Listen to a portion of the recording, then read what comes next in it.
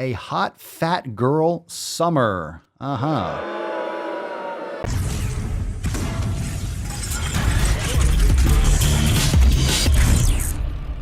right. Amid the obesity epidemic, NBC op-ed calls for a, quote, a hot fat girl summer. What's your name, fat body? Quote, we survived. This is a whole article. We're not going to read the whole thing. We survived a global pandemic, and now you're worried about the size of your jeans? Let's just refuse to ever be ashamed of our bodies again, the subtitle declares. Okay, fatties, give me a break. Okay, you survived a pandemic. This was, I'm going to say it. This is the fucking easiest pandemic to ever survive. I know there's a lot of people that die. A lot of people die every fucking day. I'm not trying to be inconsiderate, but legit, this is like the easiest fucking pandemic we probably possibly could have had. Like, period. All right. And that's objective. That's objective truth right there. That's objective truth. I'm not discounting people that have had issues, but literally, all right, let's just set this straight. Let's just set this fucking straight. You do realize there is nothing, absolutely nothing. There's no reason that this could not have been a 50% mortality rate. There's nothing anywhere. There's no laws of nature that stated that this had to be something that was very light. This could have been a fucking plague, like 50%. This could have been half the people you knew died. I mean, honestly, I know there's a lot of like suffering, but there is every fucking day. We lucked out. This is literally one of the best pandemics we could have possibly fucking had. Because we had, not only that, we had social media, you have Amazon, you have all these places and things all these resources. Not everyone had it, had a good time of it. I'm not saying any of us did, but I mean, it's not, we're able to connect online. Whereas, 100 years ago, you'd be locked in your house and you wouldn't know until the newspaper got delivered. Anyway, obesity is let's read a little bit of this. Obesity is an increasing problem in today's gluttonous culture, leading to a swath. That's a good word. Swath. Or health threats, including premature deaths. But a left-wing writer, figures, seems to see it differently, of course.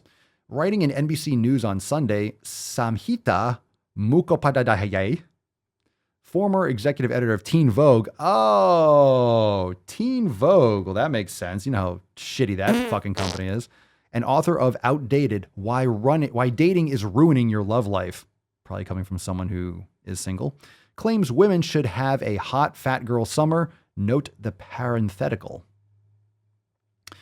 Quote, we survived a global pandemic, and now you're worried about the size of your jeans? Let's just refuse to ever be ashamed of our bodies again, the subtitle declares. Quote, it's time to tip the scales in favor and have ourselves a hot fat girl summer. Why are we torturing ourselves and other people with the pre-pandemic pressure to lose weight? There is no scarcity right now of jokes, memes, and advice on how to lose the pandemic 15 or shame around pandemic weight gain. There should be. The author writes, quote, but pushing ourselves, that was a quote too, but pushing ourselves to get back to the life we had before, for better or worse, seems counterintuitive to the opportunity we have as we re-enter society. Why not take this moment to reset our barometers of self-love? Why not just reject the unfair external standards that have always kept us all, but especially women, in a cycle of self-hate, fighting to get or keep our weight down, cycling through juice cleanses and fad diets and overly aggressive exercise classes? Sounds like you're doing shit wrong and you're blaming everyone else for it. Nothing's going to go back to the way it was. Why does everyone think that things are going to go back? We haven't discovered time travel yet. So anyone that thinks, I hope it goes back to the way it was before. No, it's 2 years later. And there's a lot of experiences that have happened. Nothing's going to ever go back the way it was before, because that's not how time works. All right. That's not how reality works. Things move forward. You can live in the past if you want, but I don't know if you've noticed, but things are different this year than they were 2 years ago. Just saying. I mean, it's just different. It is.